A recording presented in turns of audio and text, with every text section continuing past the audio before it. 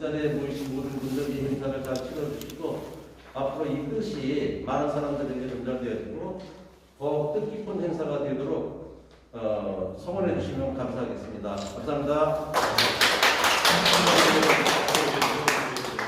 네. 우리 하천민중한테 오늘 네 사람만 참석을 했습니다.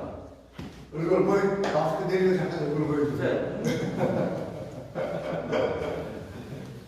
잠깐 들어서 잠깐 끊어주세요. 같이 보여요. 반갑습니다. 네. 아니 뭐 성함이라도. 네. 아니 제대로 마스크 잠깐 내려주세요. 이 코로나 찍을 때는 우리 이 자리에는 우선 중국에서 오신 동포분들, 중국 분들 또는 중심으로 해서 우리 와 계시고 잠깐 일어나서 얼굴 보고 인사 한번 해주시죠. 서로 마스크 잠깐 내리고 인사 좀 해주세요. 서로 네. 네, 인사해 주세요. 네, 그러니까. 예. 예술가 앉으십시오. 예. 반갑습니다. 네. 그리고 우리 아시아 평화시민 네트워크에서 함께 오신 우리 분들, 우리 홍준표님부터 인사를 해주시죠. 네. 인사해 드려. 순서 이렇게 작가 화배에 계시죠. 우리 상을 만드신 분 그다음에 해주십니다. 예. 김봉준 선생님.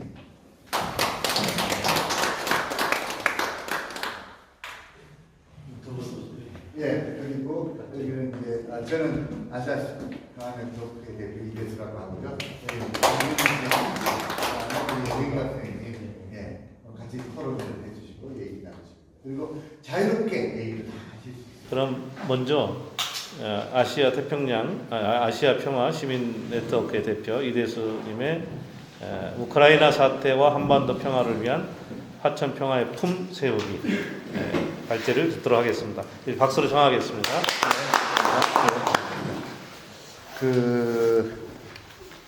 저희가 초창기에 시작할 때는 이제 함께 이런 토론을 한 자리 가졌습니다. 저희가 왜 시작하는지, 앞으로 뭘 하고 싶은지 그런 얘기를 좀 담은 얘기였습니다. 뒤에 그때 했던 자료를 참고하시기 바라고요. 우선 최근에 이제 우크라이나 사태, 침략 전쟁이다, 분쟁이다, 아주 객관적으로 보면 분쟁이죠. 국경 간의 분쟁인데, 이게 단기간에 종식될 것 같은데 끝나지 않고 계속돼서, 근데 이제 계속되면서 그 여파가 지금 나타나고 있습니다. 기름값이 올라가고, 그 다음에 곡물값이 올라가고, 그 다음에 이제 난민이 대규모로 발생을 하고, 이런 이제 위기감들이 생기죠. 그런데 러시아도 쉽게 끝날 것 같지 않고 우리 다 알 수는 없지만은 근데 이제 그것이 이런 분쟁이 영토 분쟁이기도 하지만은 또 민족 간의 분쟁이기도 하고 또 그래서 이게 아시아에 어떤 영향을 미칠 것인가 할 때 아시아의 위협 요소가 두 군데 있죠. 대만 해역을 둘러싸고 있는 곳이 있고 그다음 한반도 남북과 주변국들 사이에 그런 긴장이 있습니다.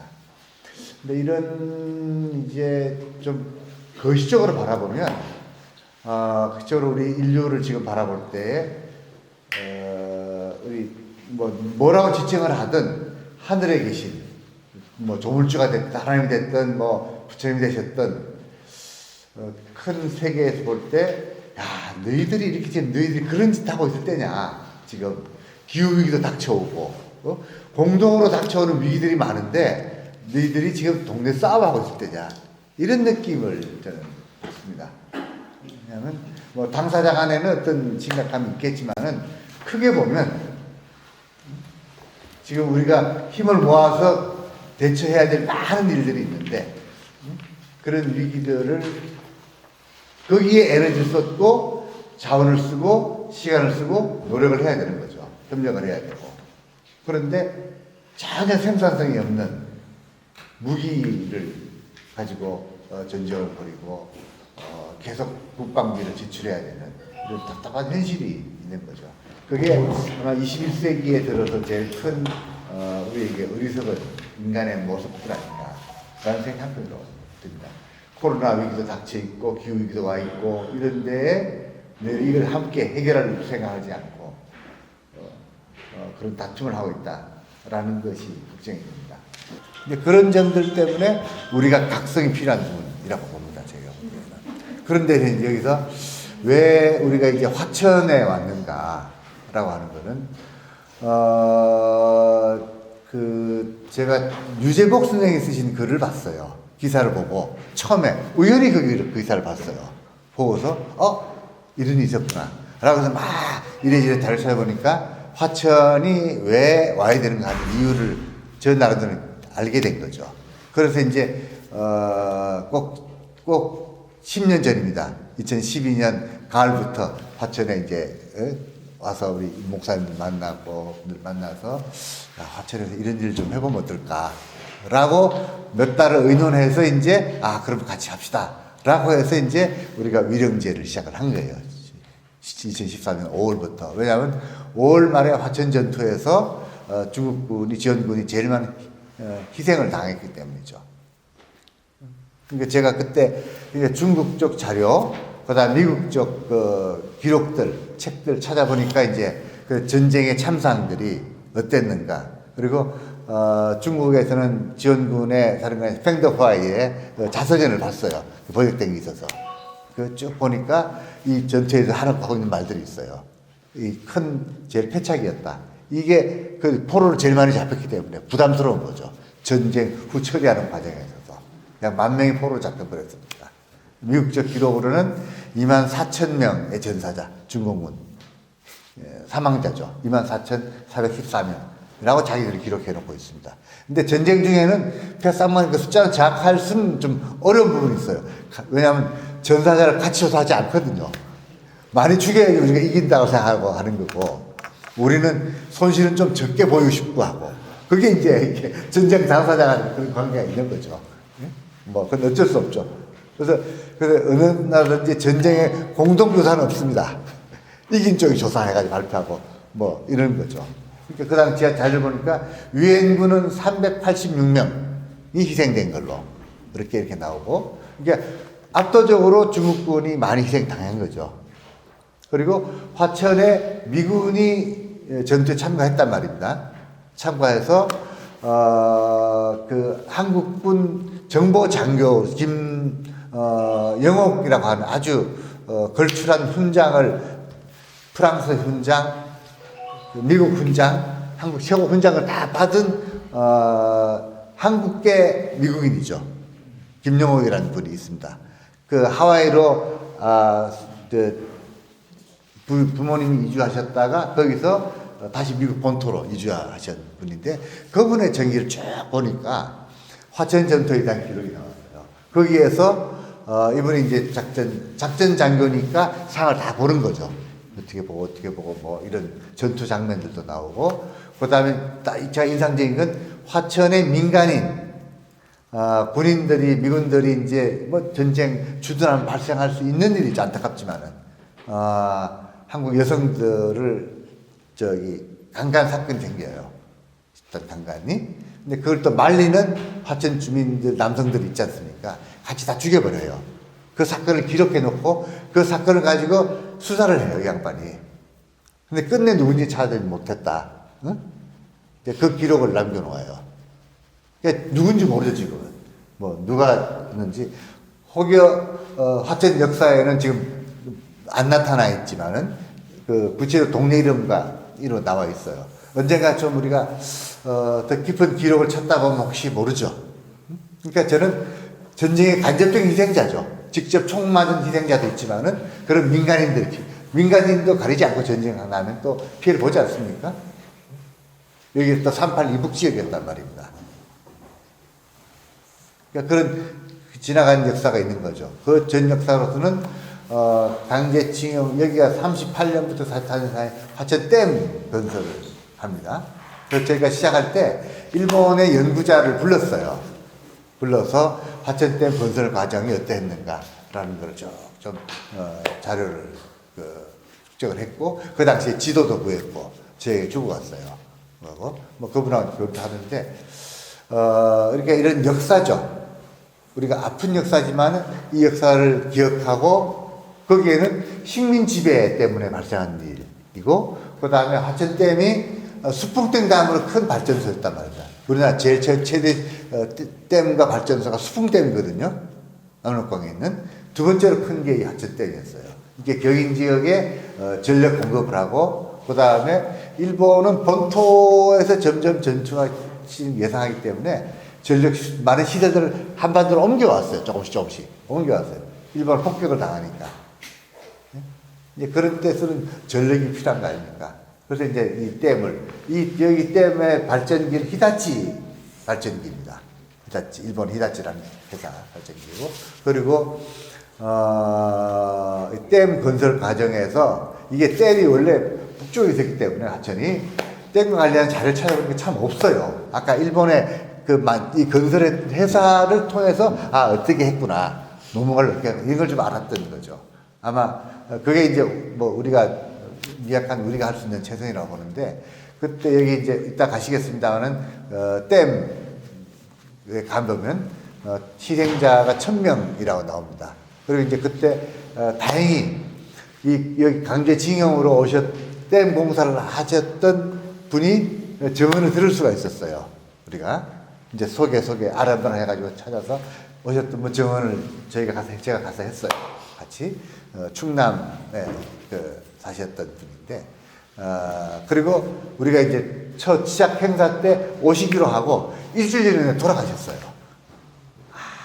와보고 싶다 그러셨는데 그런 안타까운 일이죠. 뭐 지금 그때 당사자들을 뭐 지금 아마 또 이런 기록을 찾다 보면 또 나올 겁니다. 언젠가는 대부분 다 돌아가셨겠지만은 그러니까 그분들의 저는 제가 이런 생각을 하게 된 직접 히트는 일본 오키나와에 마부니라고 하는 제일 남단에 마부니 언덕이 있습니다. 이런 근데 거기에는 오키나와 전투에 참전했다 희생당한 민간인 군인 모두를 다 추모하는 그런 기록가 있습니다. 아주 독특한 거죠. 대개 보면 싸웠던 우리 아군, 우리 지금 국군, 또 인민군, 뭐 지원군을 중심으로 모두 다 이렇게 추모하고 우리가 위령하고 그러지 않습니까? 거기는 발상이 달랐던 거죠. 이 전투에 억울하게 와서, 그러니까 본토에서 와서 일본의 본토라고 그러죠. 섬이니까 일본 본토에서 와서 참전했던 군인들도 있고, 또 미군으로 연합군으로 와서 전투했던 사람도 있고, 또 그 당시에 많은 조선인들이 그 강제로 끌려가서 또는 일부는 군인으로 또 군부로 군노역자로 군부라고 그러죠. 군 일꾼으로 가서 죽었단 말이에요. 그러니까 거기 가보면 이게 어떤 야외에 부채살 모양으로 작은 거기 보면 각국 희생자들의 명단을 다 써놓고 있어요. 대한민국 누구 조선민주인민공화국 누구 우리 대한민국 희생자가 훨씬 많아요. 강징용 숫자가 많았으니까 그랬을 거라고 그러는데 각국의 희생자들이 다 있어. 그러니까 각국이 다 거기를 방문하는 거예요. 거기는 다시는 전쟁하지 말자. 우리가 전쟁이 되면 꼭 어느 한쪽만 죽는 게 아니지 않습니까?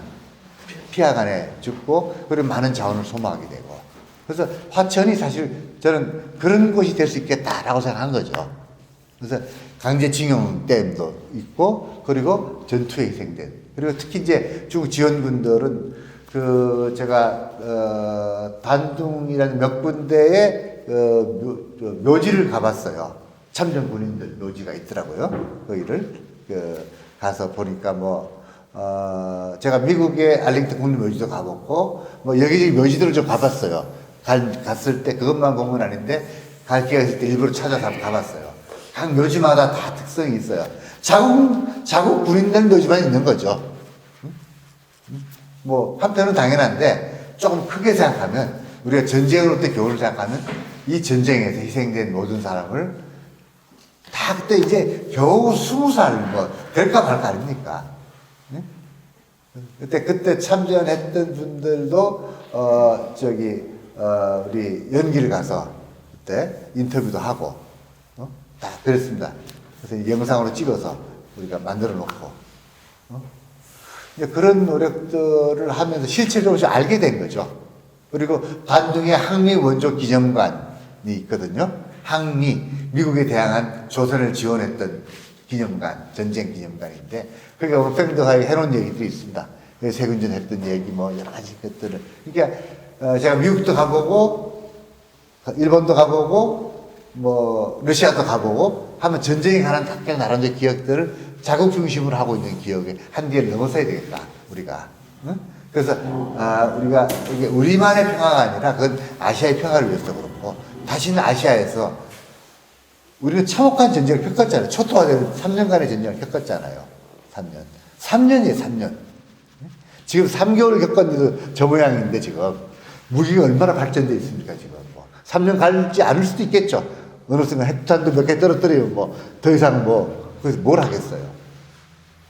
그러니까 그래서 그런 점에서 화천이 그런 상징 역사성과 상징성이 있다.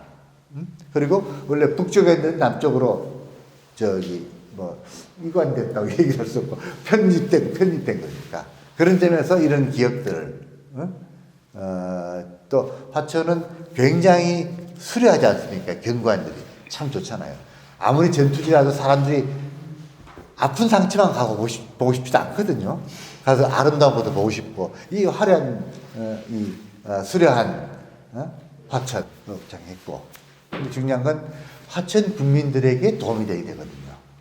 힘이 돼야 되고, 그리고 서로 윈윈해야 되는 거죠. 좋아야 되는 거죠. 그러기 위해서는 정말 저희가 처음 할 때 어떻게 해야 될 것인가라고 하는 거를 저희가 구상을 했습니다. 하나만 보면은 그 8쪽 하나만 보셔요. 8쪽 8페이지 뭐 보면은 우리가 처음 2013년 이렇게 이제 토론을 할 때 만든 자료집에서 그대로 옮겨왔습니다. 뭘 할 것인가? 뭐 취지 다 말씀드렸고, 그래서 제일 먼저 그쪽 보면 현장을 돌아보고 역사의 정을 듣자. 현장을 보고 그 참전했던 분들 얘기도 듣고 했습니다. 몇 번 하고요. 그 다음에 댐 건설 및 전투 희생자를 알자. 역사로부터. 세 번째로 공동 추모 행사를 하자. 여기는 어느 쪽이 아니라 저희가 올 때 일본 친구들 또 우리 중국 분들 그 다음에 미국 시민권 가지고 있는 분들도 가끔씩 오셨어요. 저기 일부러 오셔요. 모르니까 그분들도. 우리도 웬만해서 잘 모르는 거죠. 그래서 공동 추모 행사하고 주변을 돌아보고 아름다운 댐, 아름다운 화천 돌아보고 그러면서 우리는 평화를 배우자. 우리가 평화롭게 살기 위해서 뭘 해야 된다. 그래서 이런 걸 하면서 좀 크게 알리기 위해서 자료를 찾고 댐 만드는 과정, 전투 과정 이런 과정을 좀 객관적으로 밑에 안보 전시관 보면 이제 전투 승리했던 기록만을 중심으로 놓고 있는 거지 않습니까? 그렇지 않아요?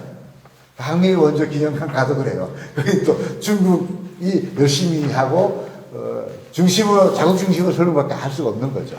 그런 항의가 있어요. 근데 그걸 뛰어넘는 방안을 찾아보자라는 거죠. 그래서 이제 이런 역할들을 우리가 하려고 미력하지만 조금씩 한 발짝씩 걸어왔습니다. 한 번도 거르지 않고 때로는 1년에 한 2번, 3번씩 또 이런 모임장을 하고 행사도 하고 좀 그랬습니다. 그런 일도 있었다는 말씀 드리고요. 그리고 뭐 여기는 자연 생태도 참 좋으니까 그런 점도에 두고요. 그 다음에 그 위에 보면 이용경 정은 이분이 아까 말씀드린 강제징용 당사자였습니다. 그 당시의 모습을 설명을 해 주셨어요. 사람이 죽으면,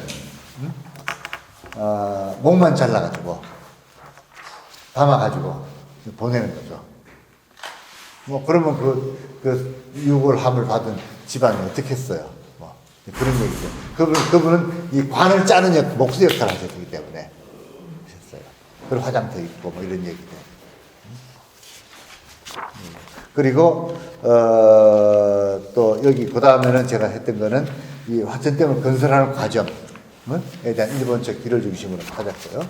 그 다음에 그 14쪽에 보면 이게 미국 측 그 기록을 중심으로 했던데 그 당시에 화천 전투의 양상이 어땠는가를 보여주는 생생한 증언이 있습니다. 이게 이 그 병사가 자기 그 가족에게 편지를 쓴 거예요. 전투 있을 그 당시에. 이게 생생하죠. 잠깐 읽어보겠습니다. 우린 어저께 다시 38수 넘어가 중공업 미신이 후퇴했다. 5km에 달하는 돌에 엄청난 공습이 가해졌다. 공과 포병 귀신이 찢을 것 같은 경험으로 우리를 놀라겠다. 그리고 이것에서 우리는 무서운 광경을 먹겠다. 우리는 공터에서 한때 중공군들을 붙잡았고 주인 온통 난장판에 100대가 넘는 차량들, 수많은 대포들, 물새에 열린 죽은 말들과 중공군들. 우리는 그저께 중공군 습격했는데 정말이지 학살날 다름없었다. 죽은 사람들 말들도 보지 않고는 머리 돌릴 수 없었다. 거기서 관여했다. 여름 더울 시작하니까 이제 썩는 거죠. 응? 이런 참혹한 상황이 이 전쟁에 있는 거죠.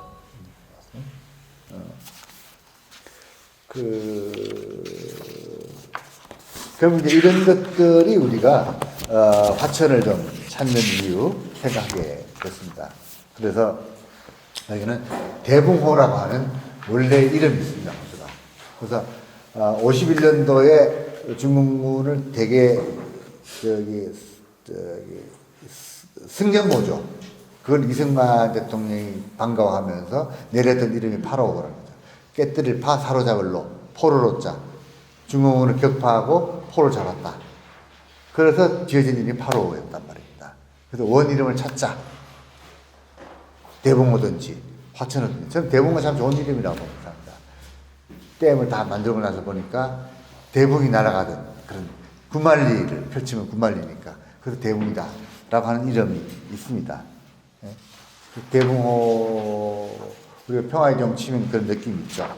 그 다음에 화천의 대표적인 생물 중에 수달입니다. 수달. 아주 맑은 물에만 사는 수달. 여기 수달 센터가 있죠. 그러니까 거기서 남북이 자유롭게 왔다 갔다 할 수 있는 수달이 왔다 갔다 할 수 있도록 그런 길을 만들어야 합니다. 그런 점들. 그런 상상, 대붕과 수달이 자유롭게 우리 국경을 내지는 휴전선을 넘어서 왔다 갔다 하고 자유롭게 다닐 수 있고 사람도 그 길을 왔다 갔다 할 수 있는 그런 기회를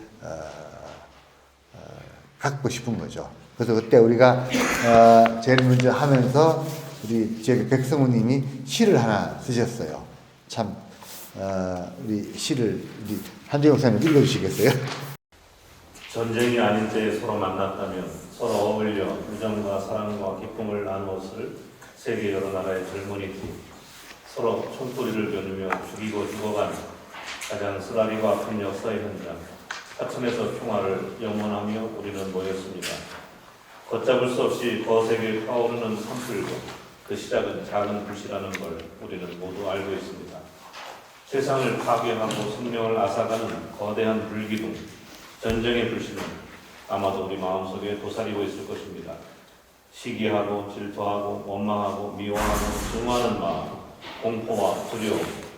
평화는 그래서 평화롭고자 하는 의지와 결단과 용기입니다. 시시각각 끊임없이 밀려오며 안팎에서 타오르는 불씨에 끼얹는 생명수입니다. 우리는 오늘 정전 60주년을 맞아 마음과 마음속에 온 세상을 향한 작은 평화의 씨앗을 뿌립니다. 뿌리를 내리고 싹을 내밀어 잘 자라기를 기원합니다. 정성껏 가꾸리가 다짐합니다. 세상 만물과 더불어 아름다운 이 산천에서 세세손손 평화롭게 깃들어 살기를 영원합니다. 2013년 5월. 이런 염원을 가지고 우리 시작했습니다. 그리고 이런 염원이 조금씩 구체화되어서 좀 더 많은 사람들에게 실질적인 평화를 가져올 수 있는 우리 뭐 남북한만이 아니라 아시아에서 동아시아에서 평화를 가져올 수 있길 바랍니다. 예, 이상을 마치겠습니다. 예. 지난 10년 동안에 전 평화의 품 대붕어 위령제를 비롯해서 해온 여러 가지 활동 상황을 하게 된 동기랄까요? 취지 설명을 해주셨고 그래서 우리 함께 모아서 평화의 길로 나아가자는 말씀을 해주셨는데요. 이제 여기 세 분 말씀을 좀 듣도록 하겠습니다. 한반도 뭐 전국터가 이 전쟁터였었습니다만은 아직까지도 이 나라 이 땅은 이게 분단의 이 반세기도 넘는 세월을 겪는다는 것이 우리 그 한복판에 살기 때문에 어떨 땐 잊고 그냥 살아요. 뭐 미사일이 왔다 갔다 하고 뭐 이래도 뭐 그래서 또 쟤네들도 저짓하네 또 여기서 계속 또 방공교육하네 뭐 이런 세월로 이렇게 오랫동안 봐왔기 때문에 이게 좀 감각이 어쨌든 묻어 있는 거. 이렇게 우크라이나나 뭐 아프가니스탄에서 전쟁이 나고 나면 우리도 그럴 수 있는 땅이지. 그리고 한번 이렇게 환기했다가 또 잊어먹고 아마 이런 세월로 지금 계속 우리 반복해 오는 것 같습니다. 근데 그 중에서도 화천은 저도 참석을 하면서 새삼스럽게 느낍니다만 이런 냉전 시대 분단 체제의 모순에 가장 첨예한 땅 이런 부분을 우리가 잊어서는 안 되겠다. 그래서 여기 사람들로부터 여기 국민들로부터 이 분단 체제의 현실, 이 반평화적인 현실을 환기하고 여기를 화해의 땅으로 다시 보게 하는 운동은 굉장히 중요한 사실 운동이라고 생각합니다. 특히 파라오는 여기서 뭐 7천만이 죽었네, 1만 명이 죽었네 하는 그런 원언이 서린 땅인데 우리가 평화를 말하기 전에 먼저 화해부터 해야 되고 화해와 진혼을 위한 무슨 뭐래도 우리가 한반도 이 분단체의 가장 첨예한 땅 여기서부터 시작을 하는 것은 굉장히 의미가 있다. 그래서 매년 이맘때면 우리가 8월가 아니라 대붕을 보고 여기 진원제를 지내야 된다고 매번 오고 그럽니다만은 1년에 한 번 이렇게 잊어먹을 만하면 한 번 올 게 아니라 우리 평화탑을 세워서 여기 주민뿐만 아니라 일상적으로도 매번 그 탑을 기억하고 그 탑의 의미를 되새긴다는 의미에서 평화탑 운동은 이제 중요하다고 생각합니다. 그래서 지난번에도 말씀을 드렸습니다만은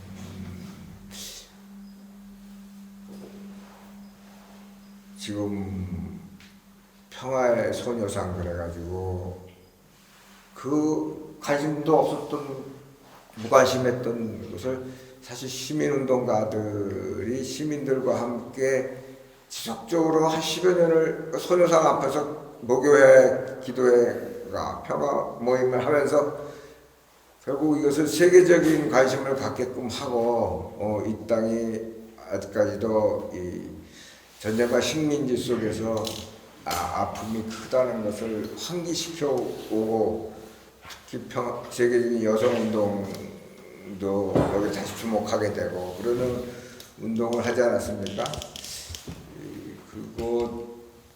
그것처럼 평화를 이렇게 정말 평화적인 운동으로 한다는 것은 결국 문화운동인 것이에요. 뭐 폭력운동하거나 우리가 뭐 전쟁 평화운동은 그래서 모든 게 다 문화운동이다라고 저는 생각을 하거든요. 그래서 예술적 활동이 중요하다. 저도 평소에 생각을 해왔습니다. 그래서 이번에 이태 선생님의 이런 말씀에 대해서 그래서 저도 동의를 하면서도 특히 뭐 우크라이나 사태하고 그다음에 탑의 양식 이거에 대해서 조금 더 첨언을 저는 좀 하자면은 세계 전쟁이 날 때뿐 나고 나면 또 휴전하고 뭐 끝나고 나면 다 잊어먹고 그러는 땅들이 굉장히 많지 않습니까? 아프가니스탄도 그렇고 베트남도 그렇고 이라크전도 그렇고 우리 6.25 전쟁도 그렇고 그런데 이 세계 시민 의식을 가지고 전쟁이 나는 곳마다 다니면서 우리가 평화운동을 이제 할 때가 됐다. 특히 그쪽에 아픔을 갖고 있는 지역 주민들과 세계 시민이 연대하면서 이게 낭만적인 꿈같이 생각이 들기도 합니다만은 평화탑 세우기 운동을 좀 벌렸으면 좋겠다는 생각이 들어요. 특히 여기 중국 분들도 지금 중국에서 조선족 분들도 와 계시고 그런데 우리 조선족도 전쟁과 이 식민지의 역사적 유산 속에서 우리가 고려인들이나 조선족이 형성된 거 아닙니까? 그래서 이분들이 그런 평화를 어디보다도 더 절절하게 이렇게 생각하고 있고 그럴 텐데 이런 우리 민족이 이렇게 디아스포라가 되어가지고 세계 곳곳에 흩어져 살면서 우리 정체성이 뭔가의 혼란을 갖고 그러는데 이것이 전 세계인들 중에서도 이렇게 디아스포라적인 정체성을 갖게 되는 민족이 이게 많지가 않습니다. 특히 우리가 그런 전쟁 속에서 오랫동안 겪어와서 그런 건데 우리부터 이런 새로운 정체성을 세우기 환기하기 이를 위해서도 또 평화탑이 또 필요하지 않겠는가 이런 생각이 들면서 아울러 여기가 또 생태 보고일 수 있는 수달도 살고 있고 이런 청정한 산과 산수가 수려한 곳인데 좀 이런 곳에 관광객으로도 오고 사람이 쉬고 싶어서 오고 그러면은 좀 그 앞에서 멋진 운치 있는 그런 예술품들도 보고 그러면은 얼마나 또 좋을까. 그래서 저는 조각가로서 그런 평화의 탑 이 건설에 관해서 저는 정말 두 손 들고 찬양합니다. 아까 우리 김봉주 선생님도 얘기했지만 아주 로맨틱한 이런 발상이다 그랬는데 이게 뭔가 하면 원래 나는 간단히 생각했어. 이거 무슨 중공군이 3만 명이 죽었는데 여기다가 유령탑을 세운다. 이게 3년 전에 누구한테 줘들었는데 와보니까 그거 아니에요. 중공군도 죽었고 한국 국군도 죽었고 유엔군도 죽었고 그러니까 이걸 통틀어서 평화의 탑을 만들어서 평화를 기리자. 전쟁을 반대하자. 그러니까 이제 내가 원래 3년 전에 들은 것보다 한 차원이 높아졌어요. 그래서 참 이 아이디어가 좋다. 그래서 나는 두 손 들고 이제 찬양한다. 이러면서 이제 또 한 가지 건설적 의견 제기하고 싶은 것은 이 탑을 세움과 동시에 어떻게 방법을 내서 중국과의 그런 친선의 그 우위를 돈독해 하는 계기로 만들 수 없겠느냐. 그럼 뭔가 하면 정묘 병자 호란 때 끌려간 한국 국민이 60만이에요. 그때 한반도 인구가 300만인데 한반도 인구의 6분의 1이 이제 후금 군대한테 끌려간 겁니다. 가서 후금 절반은 후금 가정의 노예로 됐고 절반은 심양의 노예시장에서 팔아먹었어. 예, 팔아먹었어. 그러면 내가 그 책을 하나 쓰려고 청사고를 다 독했는데 이런 기록이 한 글자도 없어요. 청사고에.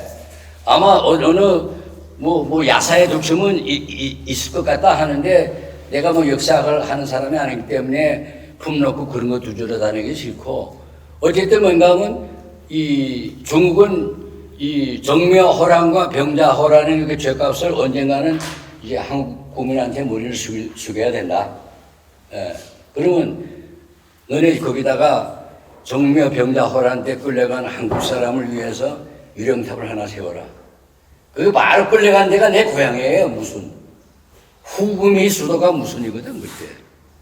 그래서 내 어릴 때 산에서 무슨 뭐 이게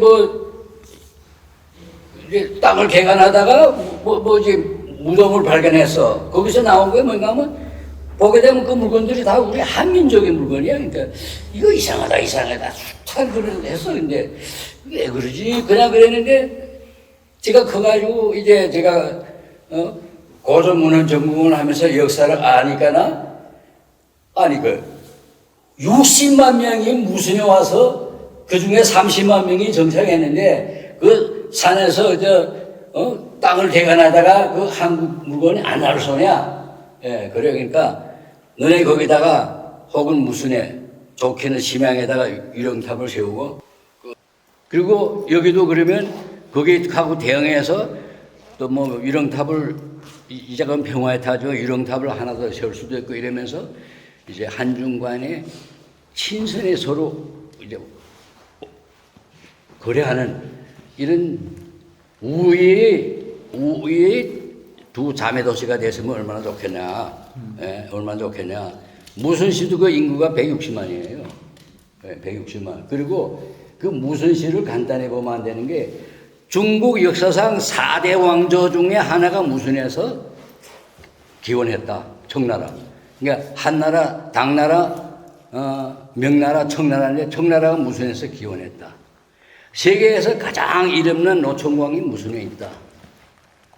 중국에서 유일한 알루미늄 전해 공장이 무순에 있다. 그래서 중국에서 최로 인정하는 게 10개예요, 무순이.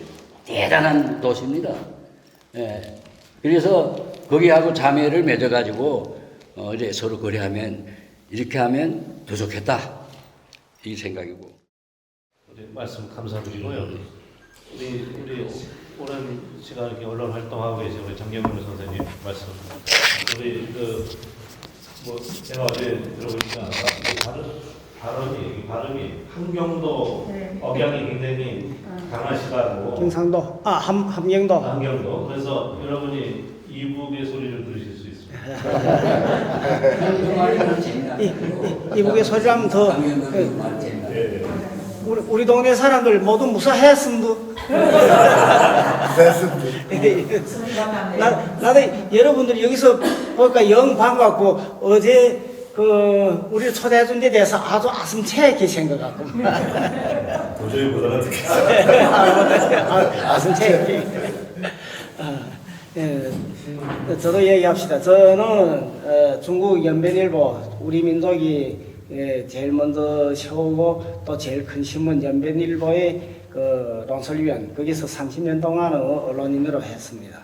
그러다가 10년 전에 정년 퇴직하고 저는 최학년 70후 방금 넘기는 이런 할아버지 그런데 저는 10년 전에 이대수 대표님하고 또 전에 만났지만은 그러나 이 시작한 건 한 10년 어정 됐는데 이 가운데 여러분 함정희 목사님도 그렇고 홍자봉 스님도 그렇고 여기 분들을 많이 만나가지고 김봉준 화백도 후에 만나가지고 친하게 지냅니다. 그래서 나는 이분들이 부르게 되면 그것도 무슨 회냐 무슨 행사냐 무슨 내용이나 묻지도 않고 그것도 무조건 옵니다. 오고 다 젖혀놓고 와서는 그 다음에는 무조건 따르고 이랬는데 또 지금까지 그렇게 따라보니까 하나도 불이익이 된 게 없고 다 좋았어요. 그래 앞으로도 계속 하겠다는 거 이야기하고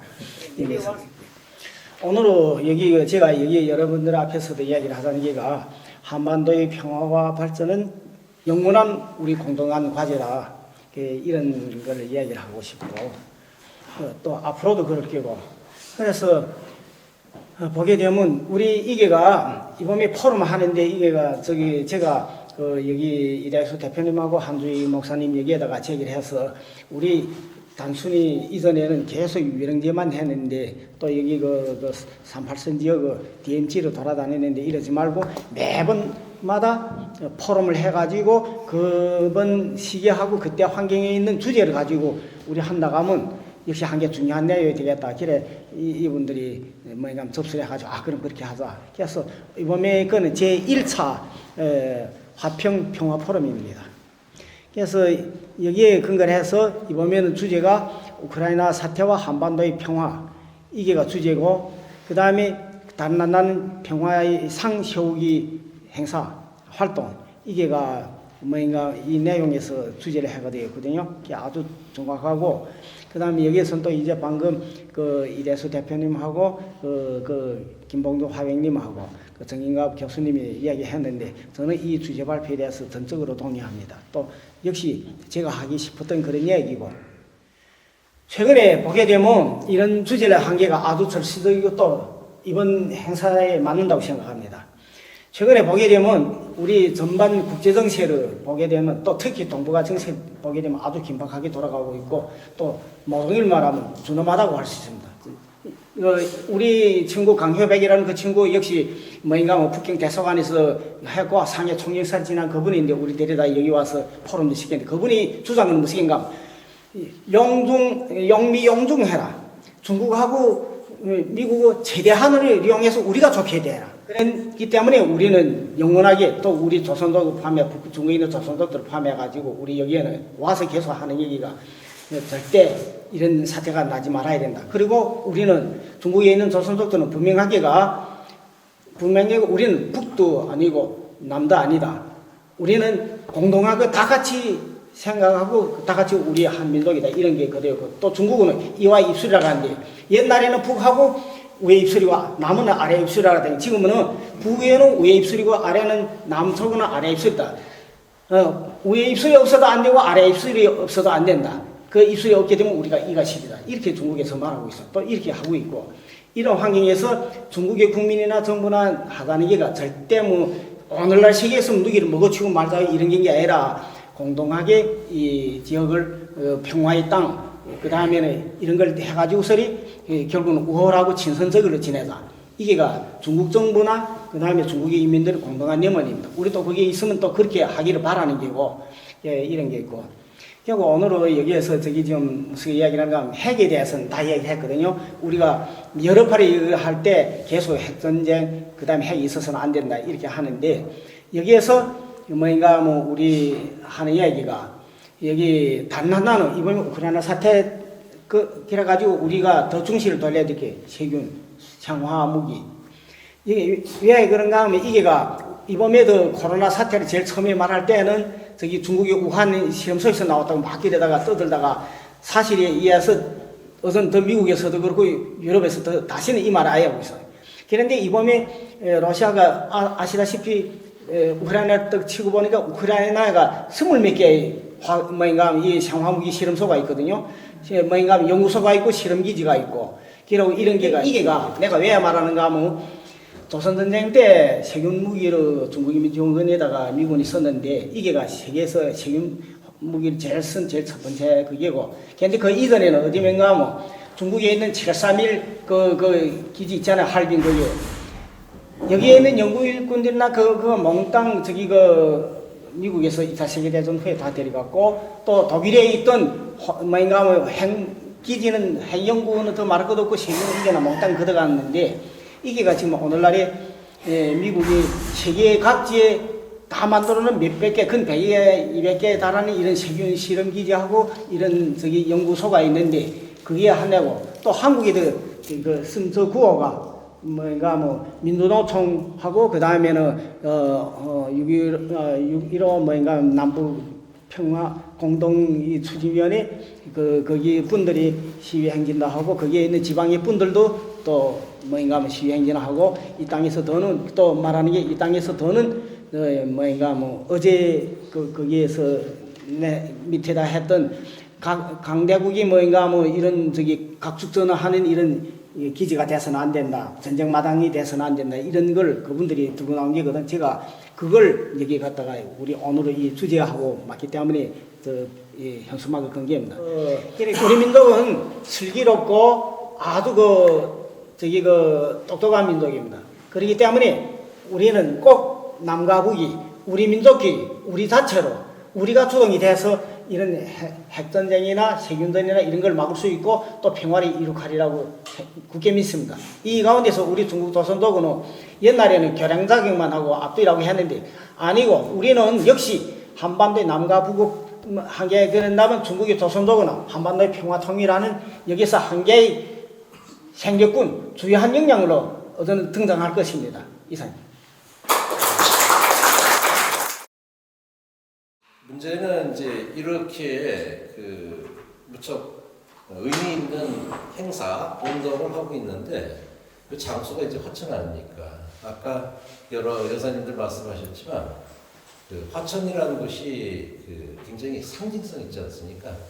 또 전쟁이 있었고 또 전쟁에 따라서 수많은 사람들이 여기에서 죽어갔고 그리고 여기에 있는 주민들도 많은 희생을 당했고 제가 여담입니다만 제 아버님이 옛날 이민군으로 참전하셨어요.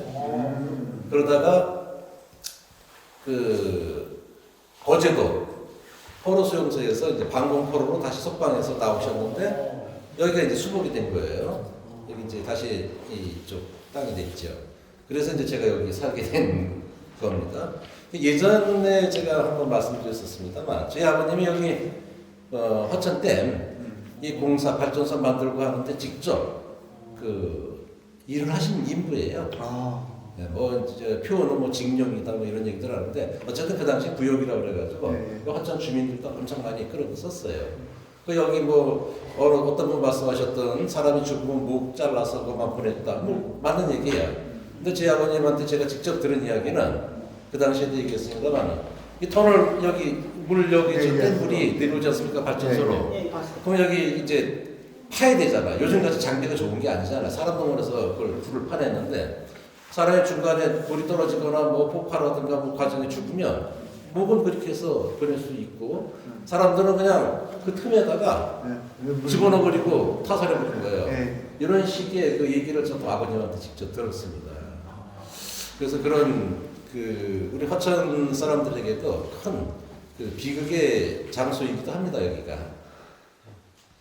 그래서 이제 지금 제가 말씀드리고자 하는 거는 여기서 이렇게 좋은 행사가 이루어지게 되고 좋은 운동이 이루어지고 있는데 정작 화천 주민들이 여기서 빠진다는 말이 안 되죠.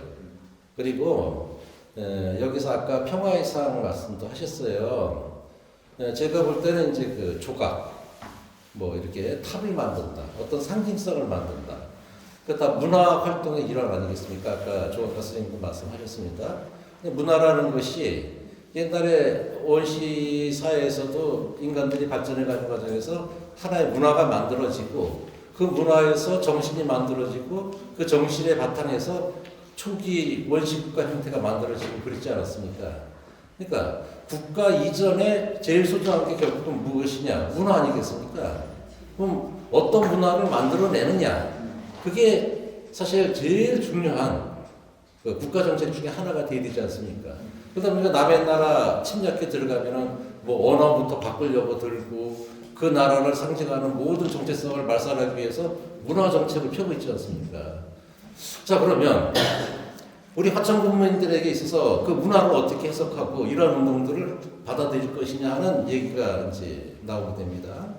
그러면 우리 화천 국민들 입장에서는 평화, 이보다 좋은 게 어디 있습니까? 피스 무브먼트, 뭐 다 좋습니다. 어떤 게 이름을 붙여도 좋습니다.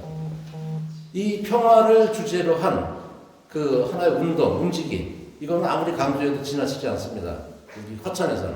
아까 제 가족사의 비사도 잠깐 말씀드렸습니다만, 우리 아버님만 여기 방문포로 석방돼서 화천으로 돌아오셨지, 우리 할아버지, 할머니, 고모, 모든 형제들이 다 북으로 피난을 가셨어요. 그 당시에. 그리고 우리 아버님은 왜 여기 들어와서 평생을 사셨냐? 서울에서 어마어마하게 큰 돈을 버실 수 있는 기회도 있었는데 여기 와서 사신 이유는 여기 와서 살다 보면 언젠가 내 가족들이 찾아오지 않겠느냐. 그래서 평생을 여기서 사시다 돌아가셨어요. 그 금강산에서 이제 그 이제 남북 이산가족 상봉 그때 그 부처님이 북에 사는 그 친척들하고 만난 적이 있습니까? 못 만났습니다. 예전에 그 80년대 그 남북 이산가족 찾기 그 행사 많이 네. 했었지 않습니까? 근데 아무도 우리 어머님도 이제 하천분이신데 가족들 찾으려고 가서 이거 드시고 뭐 이런 걸 그러셨어요. 우리 아버님도 어머님도 다 우리 찾지 못했어요. 근데 다 돌아가셨다고 봄이 합리적이겠죠. 네, 그런 그 비극의 현장에 우리가 지금 살고 있습니다. 그럼 여기서 제일 중요한 게 뭐냐, 결국은? 그래서 평화인 거죠. 그러면은 평화를 상징하는 조형물, 아까 조각가 선생님, 우리 민주 열사이시기도 하신데, 그런 조각상이 여기에 있게 되면 처음에 하천 사람들은 그렇게 하겠죠. 이게 왜 여기에 생겼을까? 처음에 이렇게 시작할 겁니다, 반문을. 그러나 우선 물론 이제 이렇게 시민단체가 같이 운동을 하니까 왜 생겨야 되는지에 대한 당위성에 대해서 제가 설명을 하겠죠. 그리고 이제 주민들이 많이 알게 될 겁니다. 아, 이래서 여기 이런 그 취지로서 아마 그 만드는 모양이다. 그럼 하나의 조형물이 그 지역에 생긴다는 것은 아까 선생님도 말씀하셨습니다만 그 예술 작품에는 그 시대의 정서도 담겨 있고 그리고 그 시대를 관통한 어떤 정체성 이런 것들도 담겨 있는 거 아닙니까? 그런 그 우리의 정신적인 문화 이런 것들도 모두 담겨져 있는 것들이기 때문에 그러한 예술 작품이 우리 지역에 건립돼져서 많은 사람들이 찾아오고 그 뜻을 기린다고 한다면은 그 정신들이 그리고 그 기운들이 화천에 계속 잔존하고 평화를 연관하는 씨앗이 될 수도 있을 거라고 생각을 합니다. 그런 차원에서 저희들 시민단체 화천민주광장에서도 자 그러면 저 목사님께서도 제안하셨지만 그러면은 이러한 그 포럼을 주최하고 이렇게 하는데 화천민주광장이 주체가 되시는 건 어떻겠느냐? 저 좋습니다. 뭐 제보도 하지 않고 바로 말씀드렸어요. 취지는 그렇습니다. 저도 그렇게 생각을 하고 있고 많은 사람들이 그렇게 생각하고 있어요. 그래서 누구보다도 평화를 연망하는 사람들이 우리들이에요. 이 지역이 굉장히 보수화되어 있는 이유는 간단합니다. 국가 대치하고 있어요. 언제 전쟁이 터질지 몰라. 그렇기 때문에 평화를 그 모토로 해서 이렇게 좋은 운동이 이루어지는 것에 대해서는 저는 대환영합니다. 화천 국민의 이름으로서, 화천 민주광장의 이름으로서. 여기서 마치겠습니다. 감사합니다. 처음 9년 전에 시작할 때 하천 분들이 주체가 돼서 하면 좋겠는데 당장 그렇게 되지가 못했고 그때는 민주광장이 없었어요. 네. 그리고 시민단체가 하나도 없었어요. 하천군의 풍토가 그렇습니다. 그래서 굴러온 돌들이 지금까지 굴러온 거예요. 그래서 늘 여기 박힌 돌이 같이 하기를 화천 시민이지만 박힌 돌은 아니었거든요. 굴러와서 이렇게 있다 보니까 그래서 이제부터 용실공이 우리 토백이라고 아까 말씀드렸을 때 아주 반가웠고요. 같이 힘을 합쳐서 할 수 있는 좋은 계기가 되지 않았나 오늘 뜻깊은 자리라고 생각이 듭니다. 감사드리고요.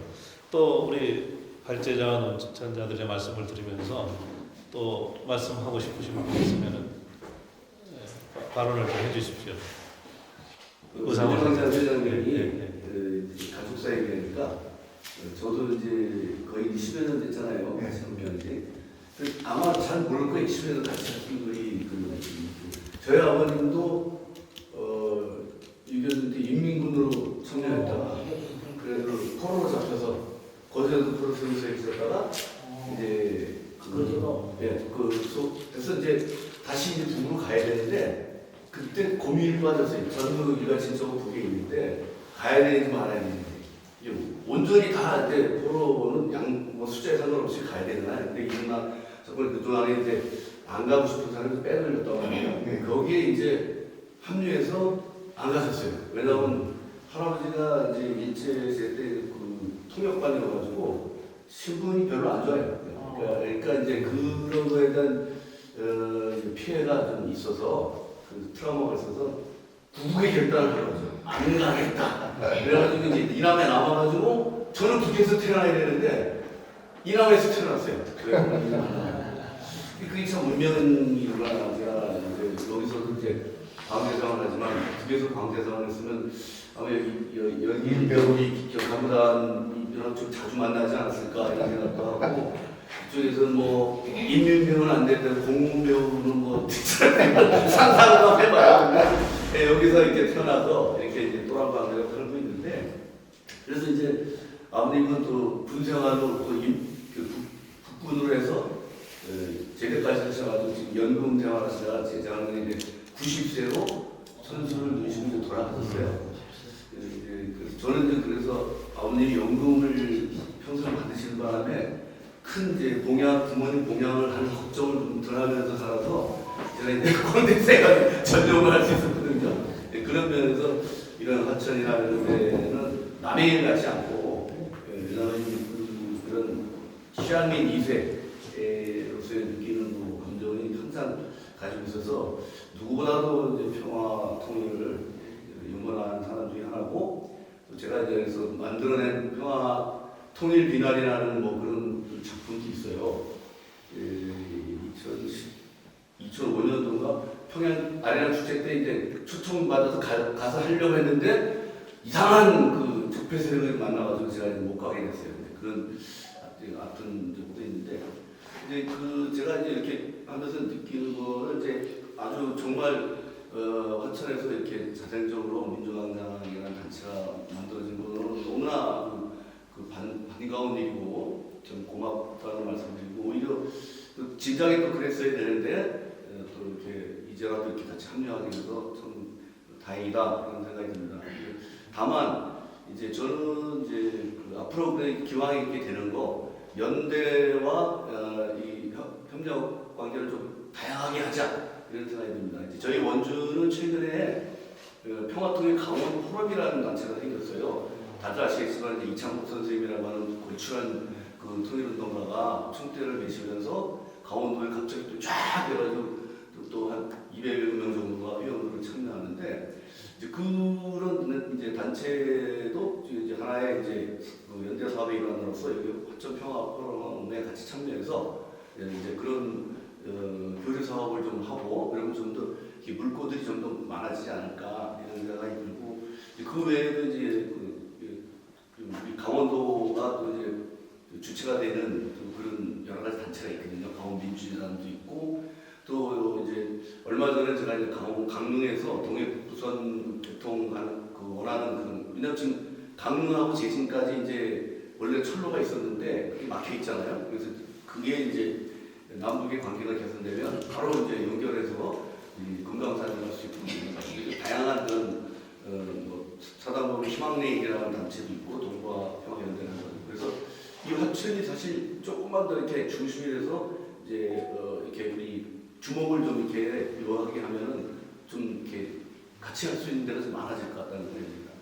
그리고 이제 내년이 이제 휴전 이제 70주년이잖아요. 그러니까 종전이 될 수 있게끔 아마 모든 단체들이 그렇게 될 것 같아요. 그래서 국가적으로는 어떤지 안에 이 종전에서 평화협정으로 될 수 있는 그런 평화 모드로 이걸 뭔 힘을 다 모아내야 되지 않겠느냐. 그런 것이 일단 그 울타리가 해체돼야 그 다음에 화천에서도 여러 가지 정말 그 경제적인 여러 가지 물리적인 그런 압박이나 이런 속에서 이렇게 할 수밖에 없는 이런 부분들이 좀 더 원활해지지 않을까 하는 생각이 듭니다. 그래서 지금은 좀 힘드시더라도 그런 부분들이 이제 위아래로 또는 이 전국적으로 또는 우리 여러 가지 시민단체하고 함께 하다 보면 이게 활짝 갑자기 이렇게 만개를 할 때가 좀 있을 것 같으니까 힘 좀 내시고 그런 분들에서 같이 한번 우리가 연대를 좀 했으면 좋겠다. 예, 감사합니다. 300만 명 이상이 물도 없이 식량도 없이 의료 어떤 혜택도 받지 못하면서 지금 전쟁통에 있거든요. 그러니까 우리도 동족 상잔이라는 말을 합니다만 다 사연들이 없는 그런 가족이 없잖아요. 남북 이남 이북 모두 그런 어떤 내상을 갖고 있는 우리들이 이곳에 화천에서 평화 포럼을 열고 다시는 이런 전쟁이 없는 전쟁을 조장하고 갈등과 대립을 계속 부추기는 그런 상황을 우리가 좀 이겨 나가야 될 것 같습니다. 여기가 이 안보 기념관이거든요. 근데 전쟁이 관련된 것만 잔뜩 있어요. 평화 이야기가 없고 일본은 평화 공원을 만들어 놓고 코스프레를 하잖아요. 희생자 코스프레를 하면서 오히려 평화의 문제를 왜곡하는. 근데 우리가 여기서 전쟁을 이야기하면 환영을 받아도 평화 이야기하면은 오히려 좀 거부감을 일으키고 또는 반감을 사는 그런 이상한 분위기가 있습니다. 오히려 평화 이야기 자꾸 해야 되는데 그 와중에 우리가 이 대립 갈등 와중에 한복판에서 평화 이야기를 한다는 것은 참 뜻깊고 오늘 포럼의 자리도 그래서 의미가 있다고 보고요. 이제 오늘 차제 이 기회로 여러분이 힘을 좀 모아주시고 함께 갈 수 있도록 서로 격려하면서 갔으면 좋겠습니다. 평화를 향해 가는 걸음은 참 아름답지 않을까. 그래서 우리 심각하지 않게 평화는